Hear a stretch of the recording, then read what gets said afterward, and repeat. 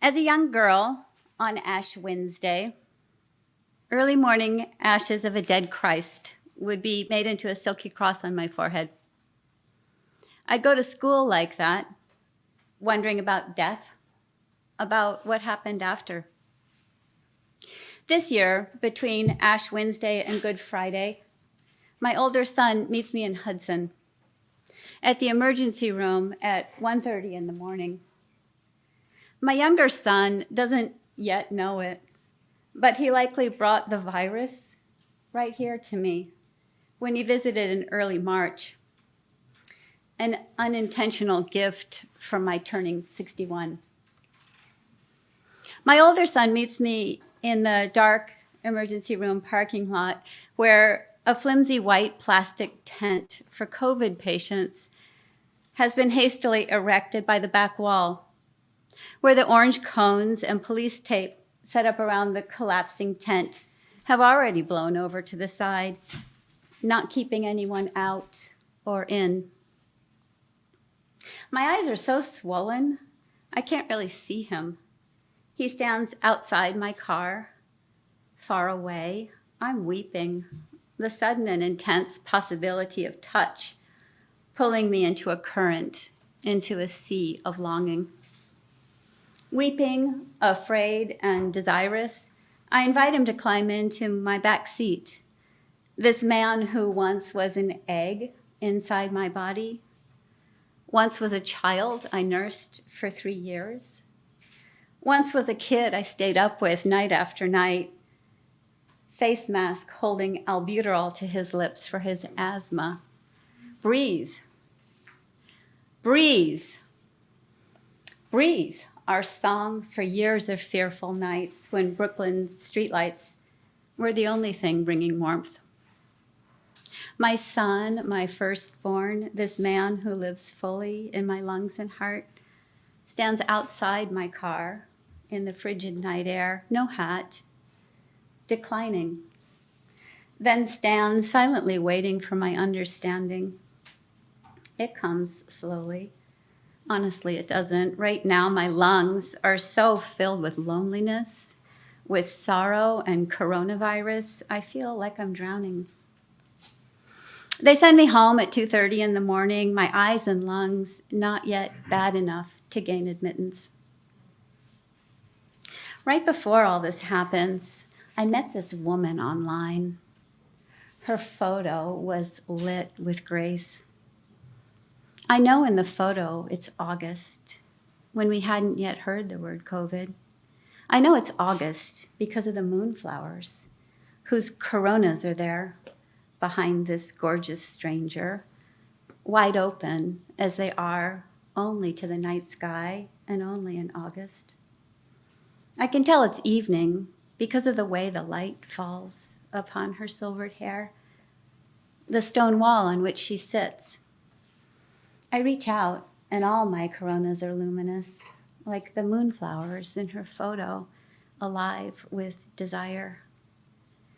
Now she too is sick with corona, sicker than I am, and in need of care. And so I'm here. And it's a few days before Holy Thursday, and I'm not Catholic and haven't been for decades. And it's like no other first date, because I'm standing outside her thick glass door with a basket of medicine to leave. The coronas of the COVID virus so fully in my lungs and my heart, I can feel the heat, the weight of them. And she's there on the other side, silvered hair flowing down around her, like she's on fire. This woman, this stranger I want to press my hands into, solid glass of her front door, keeping her coronas, all of them, including the virus, inside her warm dwelling and mine, all of them, including the virus, out.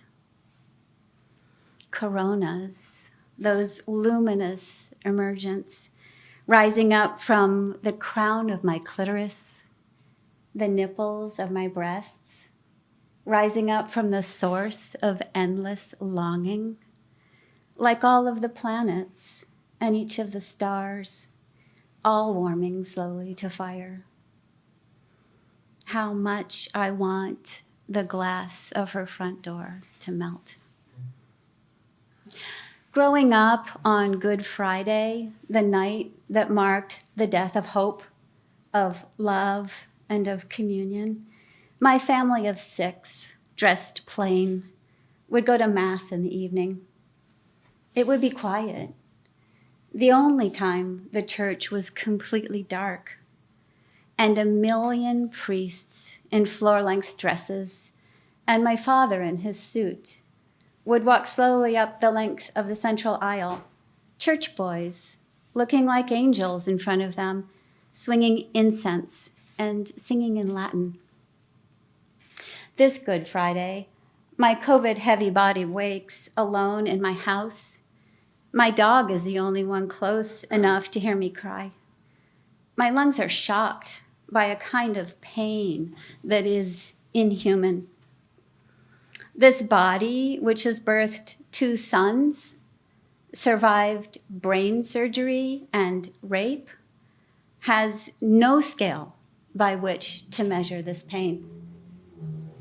I wonder, what will happen to my corona-covered body?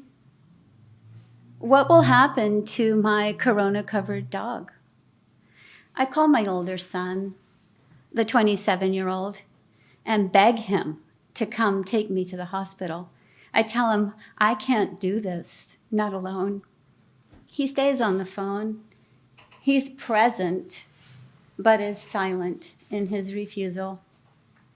I cry, buried within cell walls of this disease that causes heartache.